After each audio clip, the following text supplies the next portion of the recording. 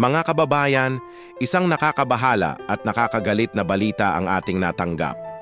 Sa isang pagdinig sa Senado, may lumantad na testigo na nagbigay liwanag sa isang malaking anomalya. Direktang tinuro niya sina Congressman Zaldico at dating House Speaker Martin Romualdez sa umano i-flood control kickback scheme.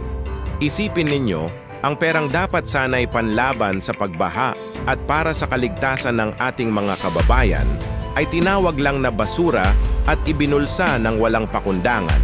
Milyon-milyong piso ang pinag-uusapan dito. Noon, sa ilalim ng Administrasyong Duterte, ang ganitong uri ng katiwalian ay agad na nalalantad at napaparusahan. Ngunit ngayon, kung hindi pa dahil sa magiting na pagpapahayag ng testigo, mananatili sanang nakatago ang ganitong kalakaran. Ipaabot natin ang ating boses. Magbahagi ng video na ito para mas marami pang kababayan natin ang malaman ng katotohanan. Mag-subscribe at i-click ang notification bell para sa mga susunod pang updates. Maraming salamat po.